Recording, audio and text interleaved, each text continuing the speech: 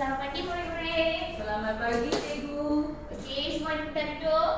Terima kasih cikgu. Okey, hari ni ada yang akan datang tak? Semua hadir. Semua hadir nak? Ya, Ada yang dah sihat ke? tak ada, semua sihat. Kelas ni selalu 100% attendance. Semua semangat nak belajar accounts kan? Ya cikgu. Okey, semua dah makan belum? Dah makan. Dah makan kan? Okey, bagus. Okay. Sebelum kita pergi kepada topik hari ini, cikgu nak tanya, ada soalan tak tentang apa yang kita belajar pada topik 2 di kelas yang lepas? Tak ada cikgu. Okay, semua faham kan? Faham. Okey, sebelum kita pergi pada topik hari ni, pelajar-pelajar nak main game tak? Nak. Kita main teka-teki? Nak? Okey, kita nak set up LCD dulu. Okey, pelajar minta kutip sampah yang ada dekat bawah, dekat tepi kerusi ke meja ke, kutip, pergi buangkan tu sampah ya. Baik. Cuba teka, apa gambar ini menunjukkan? Apa pelajar ni tengah buat? Pelajar pula, apa gambar ni tengah buat? Macam dia menari. Menari? Menari ke? Mungkin menari kot, tapi kenapa ada tangan kat atas tu? Dia buat apa? Gunakan tali-talian tu. Macam ada giant duk control. Jahaya. Okeylah, yang kontrol tu dah tepat sikit. Cuba fikirkan, apa kita panggil kontrol dalam bahasa Melayu? Kawal. Kawal. Yang kawal tu ada match dengan tempat kosong ni tak? Ada? Ada. Okey, kita mulanya kita tengok gambar kedua pula. Nanti kita tengok jawapan sama-sama tak? Baik cikgu. Okey. Yang ni gambar kedua. Okey. Dia buat apa tu? Dia duk kira. Kira apa? Kira American dollar. Kira duit lah tu kan? Ya. Okey, kalau duit tu dalam terma accounts kita panggil apa? Tunai. Okey, tunai tu ada match dengan kongsi tak? Ada. Betul ya? Betul. Okey, kita tengok jawapan sama-sama tak? Okey. 1, 2, 3. Okey, jeng. Bagi tepuk tangan. Semua pandai tak? Dan murid cikgu ni semua pandai. Okey. Yang ni topik yang kita nak belajar pada hari ini, subtopik, iaitu kawalan tunai. Okey. Okey, yang ni topik yang kita nak belajar pada hari ini, iaitu modul 3, perakaunan untuk kawalan dalaman. Okey. Objektif kita nak belajar topik ini adalah pelajar boleh menerangkan tujuan kawalan tunai dan juga menerangkan kaedah bagaimana kawalan tunai dilakukan pada perniagaan. Okey. Apa tujuan? Apa perakaunan untuk kawalan dalaman dalam perniagaan? Boleh sesiapa bagi tahu? Tak tahu cikgu. Tak apa, cikgu yang jawab. Okey. Kawalan tunai ini merupakan bertujuan untuk memastikan pihak pengurusan perniagaan mematuhi dan mengikuti segala prosedur dan kaedah yang telah ditetapkan oleh perniagaan ataupun syarikat tertentu. Okey. Kawalan dalaman yang baik dapat membantu aktiviti perniagaan berjalan dengan lancar dan mencapai objektif syarikat tersebut. Okey. Kita pergi kepada subtopik kita. Okay. Sebelum kita pergi kepada tajuk hari ini, cikgu nak tanya. Cikgu tadi dah bagi dah key point untuk tajuk hari ini, iaitu kawalan tunai. Kenapa kita perlu ada kawalan tunai dalam perniagaan? Boleh sesiapa bagi tahu? Okey. Kawalan tunai, contohlah kan, Amirul, bapa bagi duit untuk makan berapa sehari? RM2. Yang RM2 tu Amirul letak atas meja ke, letak bawah meja ke, atau letak dekat poket? Okey. Kenapa Amirul simpan dekat poket? Sebab duit tu ada nilai. Duit yang selalunya perkara yang ada nilai kita kena simpan betul-betul. Begitu juga dalam perniagaan. Tunai ini sesuatu yang bernilai dalam perniagaan. So kita kena simpan baik-baik. Sebelum kita pergi kepada topik, kita tengok dulu satu video tau, bagi kita betul-betul faham apa itu konsep kawalan tunai. Okey ya?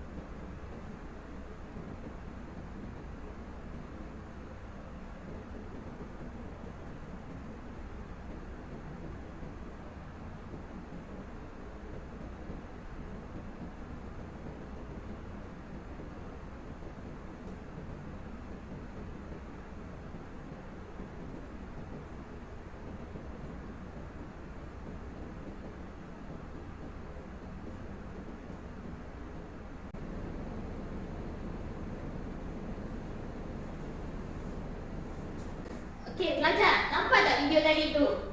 Apa yang pelajar faham? Orang curi duit. Dia ni cashier tau. Dia kerja dekat kedai mencuri. Apa dia buat?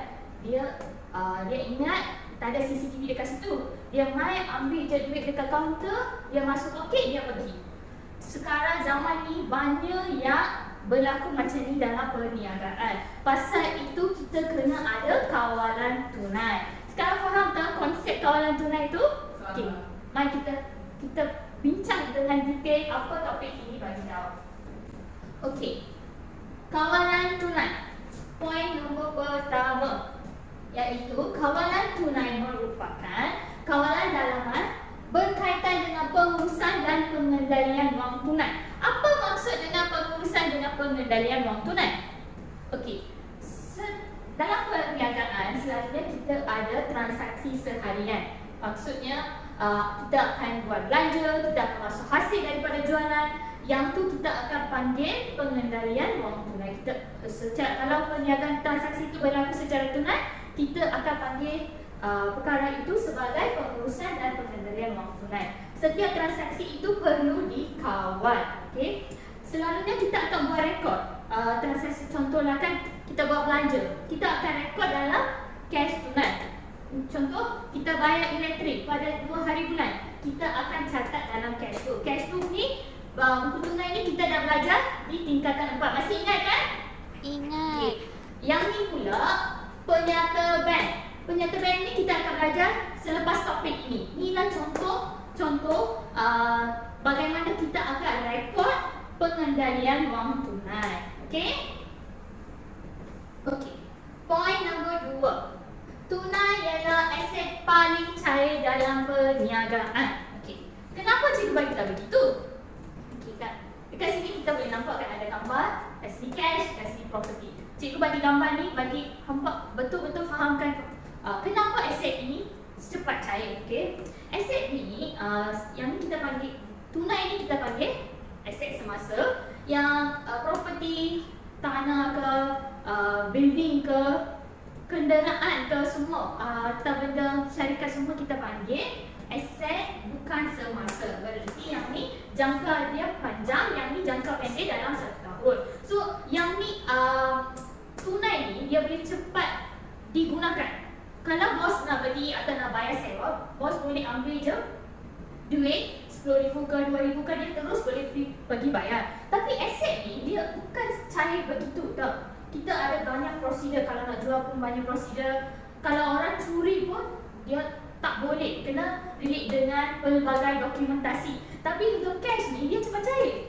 Dalam perniagaan ni ada 10,000 ke, dia 200 keluar untuk belanja, nanti 100 masuk balik. So itu pasal kita panggil tunai ni adalah aset yang paling cair. Okay? Ketiga pula. Poin ketiga. Kenapa kawalan tunai perlu ada dalam perniagaan? Ianya akan mengurangkan, dia mengurangkan risiko berlakunya penyelewengan, kecurian dan salah guna ataupun penipuan dalam pengurusan tunai perniagaan. Tadi cikgu ada tunjuk satu video kan? Dalam video tu dia buat apa? Dia curi. Kalau tak ada kawalan tunai yang efisien, mesti akan berlakunya perkara sebegini. Mereka akan guna salah kuasa staff. Bukan semua tau, tapi ada berlaku. Pada zaman ni memang ada berlaku. So pasal itu kita perlu ada kawalan tunai. Okey, seterusnya. Okey, yang tujuan kawalan tunai dalam perniagaan. Okey, yang ni poin pertama, mengurangkan risiko penyelewengan dan kecurian tunai. Yang ni tadi kita dah tengok kan? Okay, cikgu pun dah tunjuk satu video. So mesti anda faham kenapa bagaimana kawalan tunai ini mengurangkan risiko dan penyelewengan. Kedua, memastikan penggunaan tunai yang optimal untuk tujuan produktif. Tujuan produktif ni bermaksud tujuan produktif untuk syarikat tu, untuk perniagaan tu. Mesti penggunaan tunai tu bagi perkara yang produktif kepada syarikat tu. Bukan kita guna je sewenang-wenangnya tunai syarikat tu. Faham? Faham. Ketiga, memastikan perniagaan mempunyai tunai yang cukup. Okey, setiasa syarikat ni mesti ada rekod berapa dia tunai masuk, tunai keluar kan? Tadi cikgu dah cakap kan? Okey, yang ni maksudnya kita boleh kawal. Sekarang kita tunai ada berapa? Aset tunai kita ni tinggal berapa? Okey, 5,000 ke 10,000 ke? Kalau bos datang, bos tengok, oh kita ada cash 5,000 je. So, bos akan tahu. Itulah kita untuk memastikan perniagaan mempunyai tunai yang mencukupi. Seterusnya, inilah cara mereka simpan tunai. Yang ni kita panggil peti simpanan tunai. Sekarang, 5 aspek kawalan dalam pengendalian. Okey, cikgu terang satu persatu. Kita ada 5 aspek ni. Okey, pertama sekali penetapan tugas. Okey, penetapan tugas ni cikgu bagi contoh supaya anda lebih faham. Okey, Amirul ini dilantik sebagai akauntan di syarikat ABCD. Okey, kerja ataupun tugas Amirul di syarikat ABCD ini adalah dia kena rekod transaksi, dia kena keluar payment voucher, dia kena rekod financial statement. Semua adalah tugas seorang accountant, okey, di syarikat itu. Farah pula dia dilantik sebagai HR. Kerja HR ataupun tugas HR di syarikat adalah dia kena kira gaji, okey, dia kena kira pekerjaan, segala urusan tentang pekerja akan dibuat oleh seorang HR, human resource di company itu, okey. Yang tu adalah penetapan tugas. Okay, kedua, pengasingan tugas. Okey, tadi cikgu bagi tahu Amirul ni sebagai accountant dan Farah ni adalah HR. Okey, sekarang kita kena buat pengasingan. Pengasingan ni Amirul ni dia kena rekod segala transaksi. Farah pula tak boleh buat kerja Amirul. Dia tidak boleh buat kerja accountant. Begitu juga Amirul tidak boleh buat kerja-kerja HR. Okey, kita kena buat pengasingan. Untuk sales department, dia kena kerja tugas kena asingkan. Yang ni kita panggil kemudian dalam bahasa Inggeris segregation of duties. Okey, kita kena asingkan tugas-tugas untuk jawatan tersebut. Okey. Ketiga, pendokumentasian. Okey, pendokumentasian ni kita kena buat rekod. Kita kena simpan dalam semua dokumen, kena simpan dalam fail. Dulu masa cikgu kerja sebagai juru audit, okey, segala masa kita kena check auditing tu, cikgu akan terima. Okey, kat situ kita terima banyak kotak-kotak. Yang tu semua bukti-bukti dokumen. Supporting, kita panggil supporting dokumen untuk yang transaksi yang telah mereka lakukan. Contoh dokumen yang cikgu selalu terima tu receipt, payment voucher, sales invoice, macam tu segala transaksi tu perlu direkod. Begitu juga dalam pengendalian tunai. Pengendalian tunai ni kita kena rekod dia punya receipt. Kalau kita jual, kita kena ada receipt. Okay, yang tu contoh pendokumentasian. Keempat pula kawalan fizikal. Okay, kita perlu ada kawalan. Tak boleh semua orang buat pengendalian tunai ini. Kalau cashier yang keluar duit tu, cashier yang kena urus pengendalian tunai. Okey. Kelima, pusingan tugas. Okey, pusingan tugas ni tadi cikgu dah bagi tahu kan. Amirul ni dia akan buat rekod. Kalau Janaki ni dia kerja dekat kaunter. Okey, dia buat dia kena jual barang kan. So hasil tu Janaki yang kena simpan. Okey, yang ni Janaki sebagai cashier. Okey, lepas tu yang hasil berapa dia jual, berapa amount balance pada hari tersebut tu kena rekod oleh orang yang lain ataupun supervisor. Dia kena rekod, dia kena catat berapa amount keluar masuk tu. Sebab kita tak boleh bagi kerja yang cashier tu dia sendiri buat rekodan. Tak boleh. Nanti mesti akan berlaku kecurian ataupun perkara yang tidak patut berlaku. Okey, faham? Faham. Kita sekarang pergi kepada yang ni. Bagaimana aspek tadi cikgu dah explain dah. Aspek kawalan dalam pengendalian tunai. Yang 5 aspek tu. Bagaimana efek penerimaan dan pembayaran tunai dalam perniagaan. Tadi cikgu dah bagi contoh. Yang ni kita bagi lebih fahamkan lagi. Okey? Penetapan tugas. Okey. Sebagai penerima tunai. Okey? Hanya juruwang menerima tunai. Okey, tak boleh bukan semua orang. Accountant mai keluar depan, dia ambil duit, tak boleh. Kalau yang tu kerja juruang yang kena uruskan. Kedua, pengasingan tugas. Individu berbeza menerima dan merekod dan memegang tunai tersebut. Tadi cikgu bagi contoh kan, kalau seorang cashier, dia tak boleh ambil duit dan dia yang buat rekodan tersebut tu tak boleh. Okey, kita kena ada pengasingan tugas. Seterusnya, pendokumentasian. Perlu ada bukti dokumen penerimaan wang. Keempat, kawalan fizikal. Simpan tunai di dalam peti besi atau di bank. Selalunya kan dalam perniagaan kita digalakkan simpan cash ataupun tunai yang berlaku untuk seharian tu, cash yang kita dapat tu, kita digalakkan disimpan dalam bank. Sebab untuk mengelakkan perkara yang tidak patut berlaku. Mungkin akan dicuri kan, akan disalahguna. So sebab itu sekarang, dalam zaman sekarang ni, kalau dia settle je satu hari punya perniagaan tu, dia akan masuk duit tu ke dalam bank. Dia akan simpan cash tunai yang sikit sahaja untuk buat urusan hasil jualan nanti. Okey. Kelima, pusingan tugas. Okey, menukar ganti kaki tangan yang menerima tunai dan merekod tunai dan memegang tunai. Sama macam yang ni pengasingan tugas ni. Kita kena buat rotation. Kita kena, kalau hari Khamis hingga Isnin ni seorang buat kerja ni, lepas tu kita kena rotate. Okay? Kita boleh pusingkan tugas. Baru kita boleh nampak kalau satu orang je dia buat semua kerja tu, mungkin boleh berlaku perkara yang tidak semena. Okay? Yang ni pula, pembayaran tunai. Okay.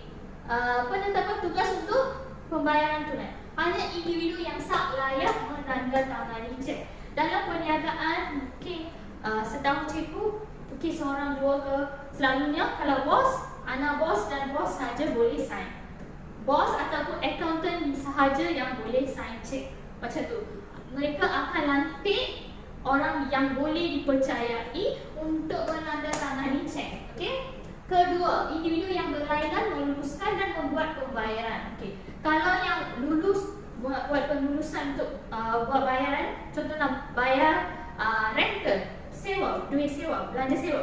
So, harga 500 tu diluluskan. Yang buat bayaran tu individu yang berlainan. Okey, pendokumentasian. Perlu ada bukti dokumen membayar wang. Kalau contoh kita pergi bayar belanja sewa, kita akan terima resit yang kita dah bayar wang tunai itu. So, dokumen itu perlu disertakan. Okey, keempat, cek kosong perlu disimpan di tempat yang selamat. Sebab kalau accountant, dua orang pihak telah diberi kebenaran untuk menandatangani cek tu. Kalau cek kosong itu kita simpan je, tidak dikawal, kemungkinan besar staff yang tadi kita dengar dalam video kan, kalau staff begitu, dia akan sign, dia akan isi je amount berapa dia nak keluar. Kalau bos suruh keluar 5,000, dia pergi pandai-pandai sign keluar 10,000 daripada tunai syarikat. Okey, yang ni semua perlu disimpan dan di tempat yang selamat. Okey.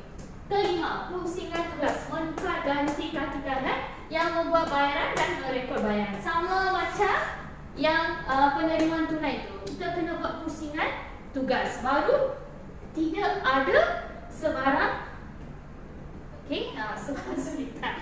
Okey. Itu untuk aspek kawalan dari segi penerimaan dan pembayaran tunai. Seterusnya, kawalan tunai ini mempunyai dua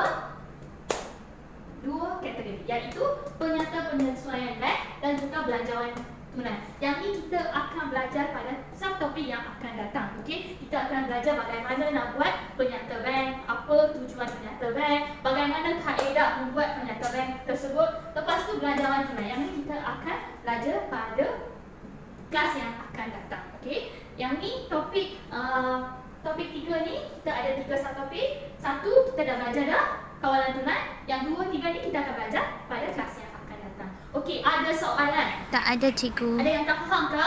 Faham, cikgu. Okey, faham. Bagus. Okey. Sekarang cikgu nak bagi latihan. Cikgu nak sekumpulan kena ada 2 orang. Yang ni pair work. Dua orang kena buat latihan sekali. Okey, nanti cikgu akan minta 1-2 kumpulan untuk jawab soalan tersebut. Boleh? Okey. Okey. Yang ni soalan. Anda boleh mula jawab soalan ini. Itu saja untuk hari ini. Okey, ada soalan tak tentang topik apa yang kita belajar? Tak ada cikgu. Kita ada ya. Okey, cikgu nak buat rumusan apa yang kita belajar pada hari ini. Pertama sekali kita tengok apa itu kawalan tunai. Okey, lepas tu kita belajar tentang 5 aspek. 5 aspek kawalan tunai. Betul, tentang penerimaan wang tunai dan juga bagaimana kita lakukan pembayaran tunai itu. Lepas tu kita tengok 2 contoh kaedah kawalan tunai. Itu saja kita belajar pada hari ini. Cikgu harap semua faham topik ini. Faham kan? Iya Itu cikgu. saja. Kita akan bincang topik yang akan datang pada kelas yang akan datang. Terima kasih ya.